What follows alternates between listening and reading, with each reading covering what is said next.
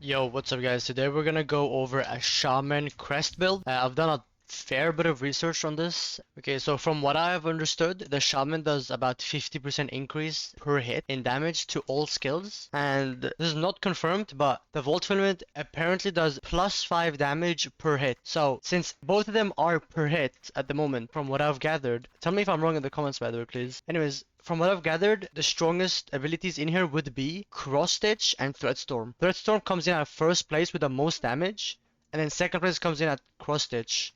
Let's say the needle does 5 damage. I think Threat Storm would end up doing around 60, 58 something damage, and Cross Stitch would do around somewhere 40, 38. So Threat Storm definitely does more damage here in this scenario. And for the third one, it would be Rune Rage, but that's if you hit theoretically all of the Rune Rages, which you won't be able to. This is I can showcase Rune Rage to you guys really quick. This is Rune Rage.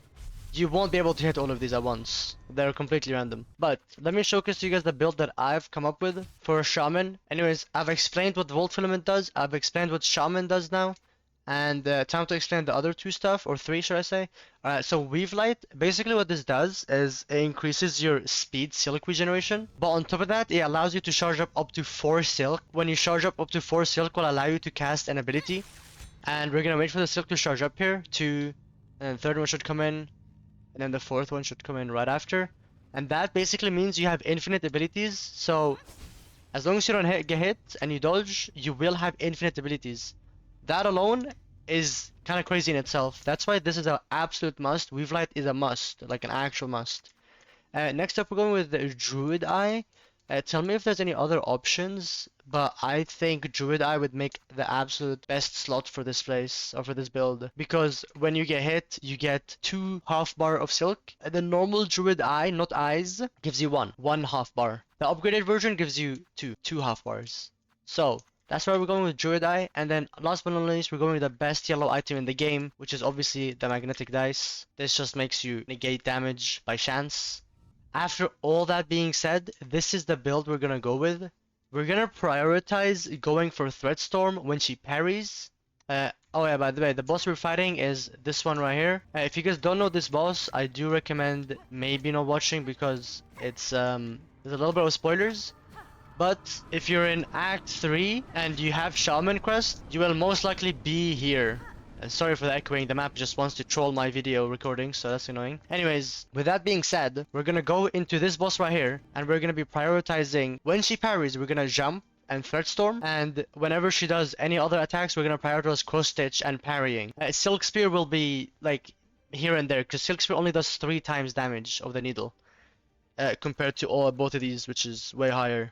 I'm pretty sure Threat Storm does like 0.6 needle damage, plus it attacks 5 times. It's something around there. I'm a little bit unsure. Same with Cross Stitch. It's like somewhere around there. Anyways, with all that being explained, we're gonna go into this boss fight, and I'm gonna attempt to smoke its ass. This is the build, and I'll be diving into the boss fight. By the way, keep in mind my weapon is level 1, so I have a level 1 needle. Just keep that in mind. It does matter for the skill damage.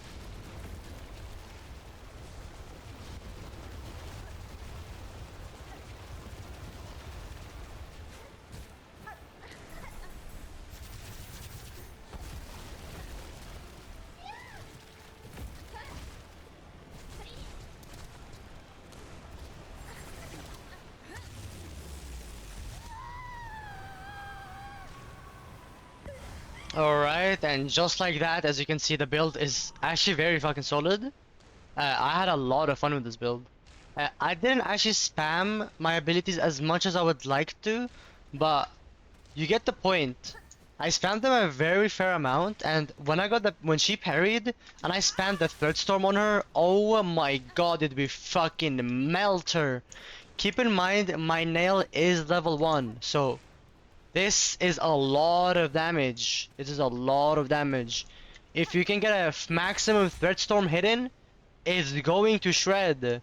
And the and in case you can't get a threat storm in, that's where the parry comes in, and you just force a parry. It's actually really, really strong. I didn't expect this build to be this strong. I had a lot of fun with it as well. There's like a lot of fun with this.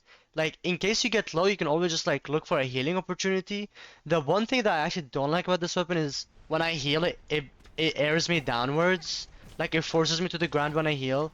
I'm not a super fan of that, but it's understandable because it gives damage to skills.